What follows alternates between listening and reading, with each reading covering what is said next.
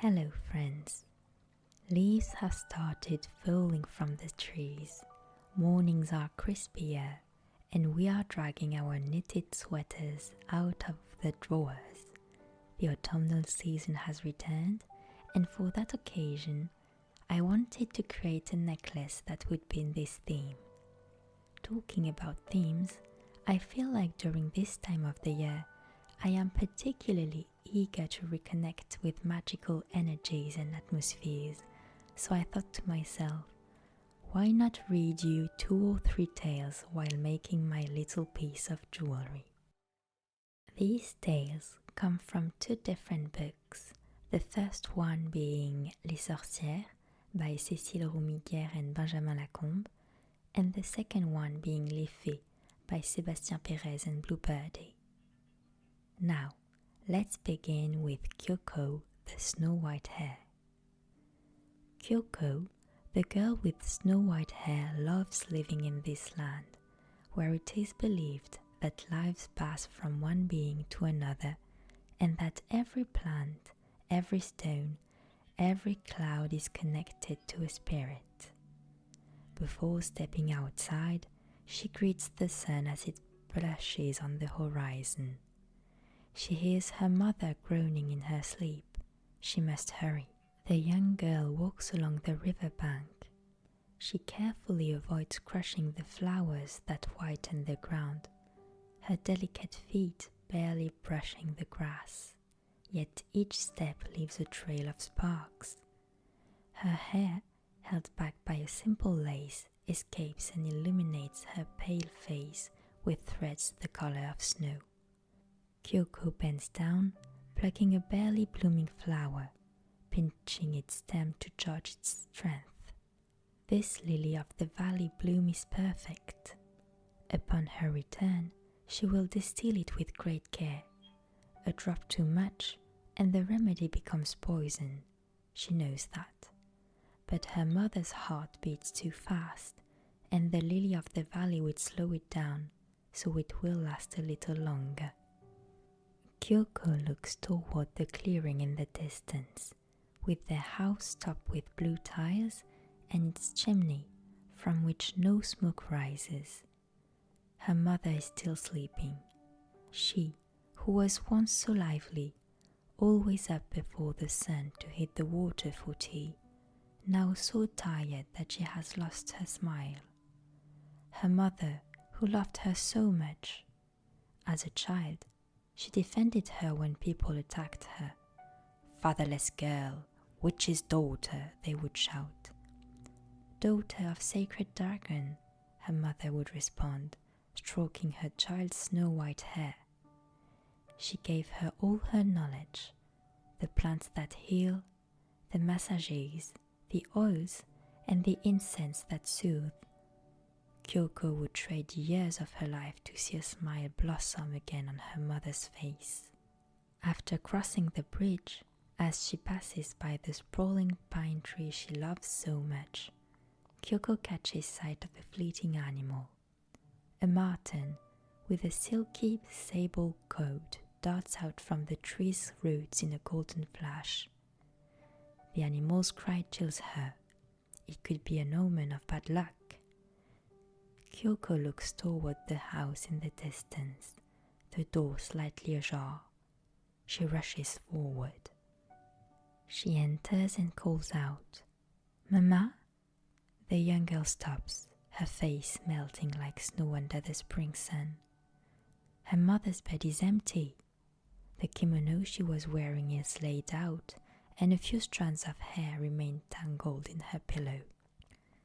Kyoko picks up the pillow, inhaling the scent of grains mixed with her mother's fragrance. Tears flood her eyes as she sits on the futon. What will become of her without her mother, the Naori, the one who soothes and heals? She could drown in her sorrow, but a soft sensation revives her. The marten has followed her and is brushing against her legs. Kyoko looks at it, frowning. The animal seems to smile, rubbing its head harder. The young girl picks it up and lifts it to her face. Poor princess, I have nothing to feed you." The marten slips out of her grasp, climbs onto her neck, and buries its nose in her hair.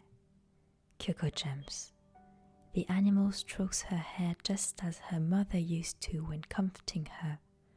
In the distance, a bell rings, and its echo fills Kyoko's heart. She holds the marten close to her chest and whispers, "Mama, from now on, I will take your name, Kyoko the Naori."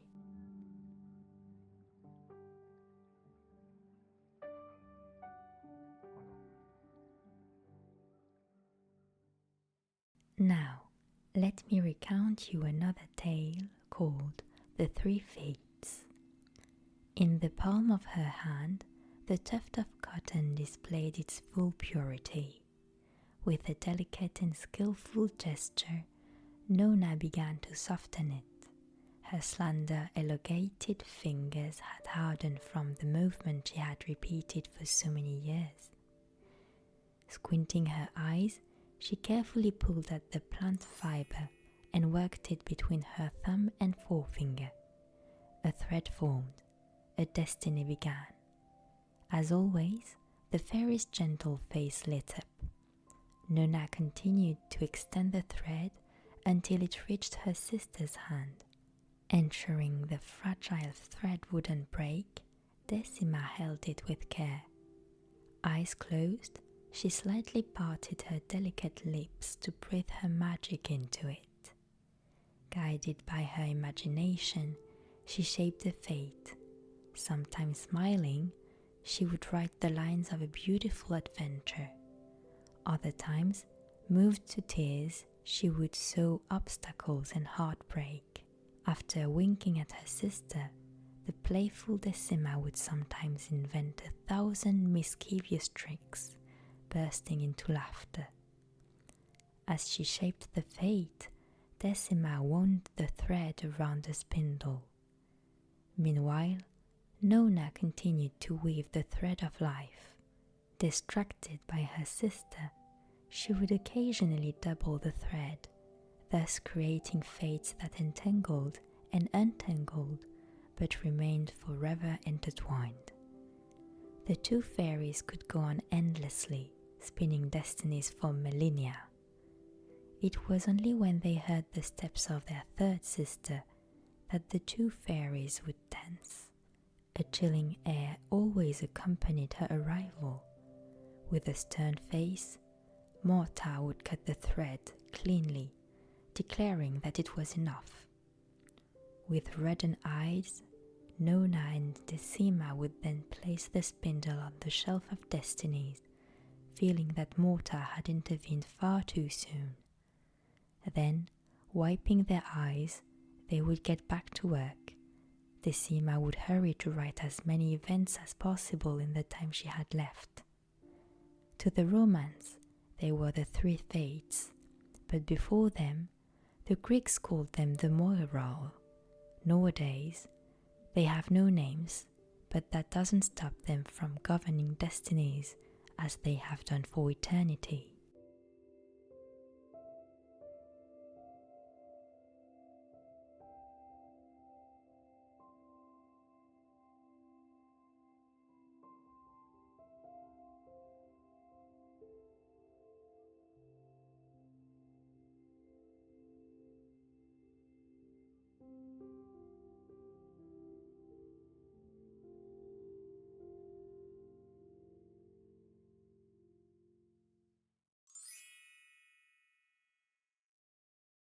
Well, my little fairies, I hope these enchanting tales brought you the magical little sparkle you needed today. Let me know which story you preferred, and I will see you very soon. Sweet kisses!